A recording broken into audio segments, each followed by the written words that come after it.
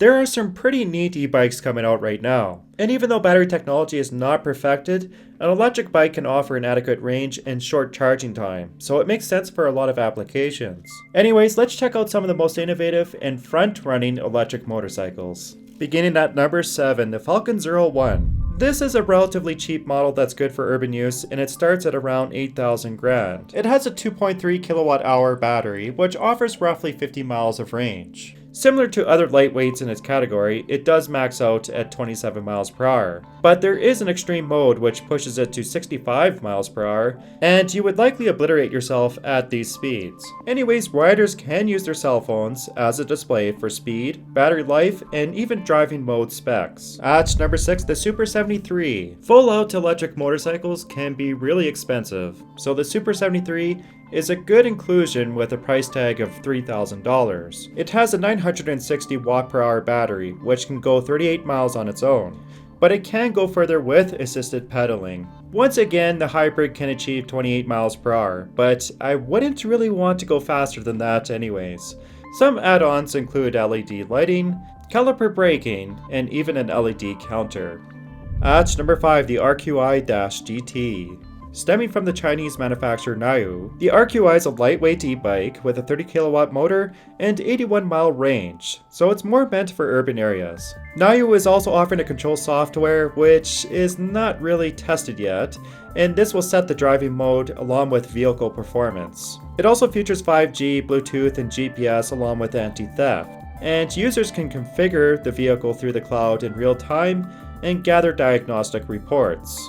Now we are going to cover some of the more high-performance bikes and get to number 4, the eScrambler. A bold new concept was created by an ex-Yamaha designer, and a Shanghai startup has brought this idea to fruition. A 50 kilowatt electric motor powers the machine, and it can go 0 to 60 in just 3.2 seconds. It can reach 95 miles per hour, which is an adequate speed, and some features include 18-inch wheels, a GPS module, regenerative braking, and even a USB port. Now, I couldn't find any price tags on this bike yet, but it's going to be released in just a couple years. Now we get to number 3, and it's the Hypertek. I initially believed that this bike had a rocket engine which basically burns the back tire off, but it's just a high-performance electric motorcycle. Created from a collaboration team, this bike is expected to hit the production line in just a few years. It features a powered 80 kilowatt motor, and it has a range of 186 miles. The bike has carbon fiber components and weighs roughly 450 pounds, which is actually pretty light.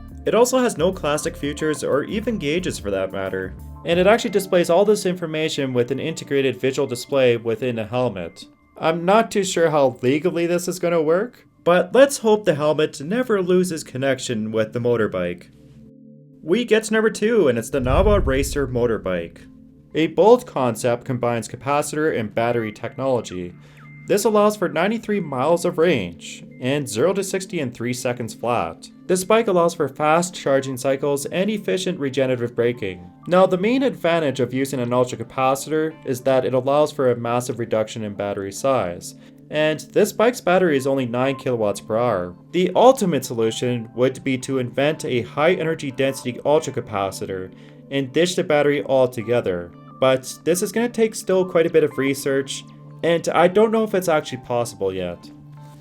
Finally, we get to number 1, and it's the Neuron EV-1.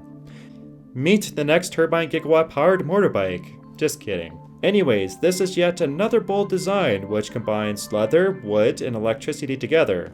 It has one of the most powerful motors, clocking in at 65 kilowatts. This allows it to go over 130 miles per hour and 0 to 60 in 3 seconds flat.